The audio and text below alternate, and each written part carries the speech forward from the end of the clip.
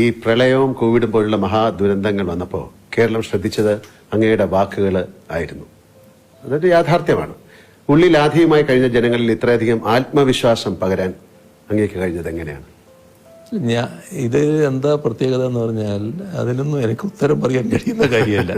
എന്നിൽ പ്രത്യേകമായ എന്തെങ്കിലും ഒരു കഴിവ് അങ്ങനെ ഉണ്ട് എന്ന് വിശ്വസിക്കുന്ന ഒരാളല്ല ഞാനൊരു സാധാരണക്കാരൻ, ഒരു സാധാരണ നിലയിൽ ഉള്ളൊരു ആളെന്ന് മാത്രമേ ഞാൻ കാണുന്നുള്ളൂ.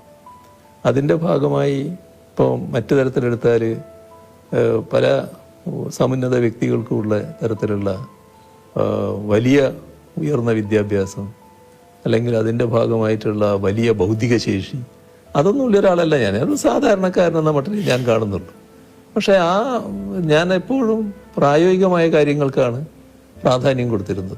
അതിൻ്റെ ഭാഗമായി ജനങ്ങളുടെ വിഷമം അതിനോടൊപ്പം നിൽക്കുക എന്നുള്ളത് എല്ലാ കാലത്തും സ്വീകരിച്ചു വന്നിട്ടുള്ള സാധാരണക്കാരനായി നിൽക്കുക എന്ന് പറയുന്നത് വളരെ എളുപ്പമുള്ള കാര്യമല്ല. അത് അങ്ങേക്ക് സാധിച്ചു. അപ്പോൾ അതിന്റെ ഭാഗമായിട്ട് അവരുടെ ജനങ്ങളുടെ കൂടെ നിൽക്കുക, ജനങ്ങളോട് പറയുക.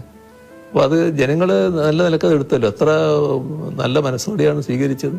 ഇപ്പം സാധാരണ നിലക്ക് ആ ഘട്ടത്തിൽ നമ്മൾ മനുഷ്യരുടെ കാര്യം പറയും. ആ ഘട്ടത്തിൽ ഞാൻ ഒരു ദിവസം പറഞ്ഞു, നമ്മൾ പറയേണ്ട കാര്യങ്ങളെല്ലാം ജനങ്ങളോട് പറയായിരുന്നല്ലോ, നമ്മൾ കുടുംബത്തിൽ പറയുന്ന പോലെ ജനങ്ങളോട് പറയുന്ന നിലയായിരുന്നു ഞാൻ സ്വീകരിച്ചിരുന്നത്. അപ്പോൾ പറഞ്ഞു ഒരു ദിവസം, പിന്നെ ഇതിന്റെ ഭാഗമായിട്ട് ഭക്ഷണം കിട്ടാത്ത പട്ടികൾ, മറ്റ് മൃഗങ്ങൾ, കുരങ്ങന്മാർ അങ്ങനെയുള്ളവരൊക്കെ ഉണ്ടാവും, അവർക്കൊക്കെ നമ്മൾ ഭക്ഷണം കൊടുക്കണം ഈ സമയത്ത്. അത് വലിയ തോതിൽ സ്വീകരിച്ചല്ലോ ആളുകൾ. അതിലൊക്കെയാണ് നമുക്ക് വലിയ സന്തോഷം തോന്നുന്നത്. അങ്ങനെയുള്ള കാര്യങ്ങൾ ശ്രദ്ധിക്കാൻ കഴിഞ്ഞു. അത് അവരോട് കമ്മ്യൂണിക്കേറ്റ് ചെയ്തു. ഉടനെ അതിന് പ്രതികരണം ഉണ്ടായി.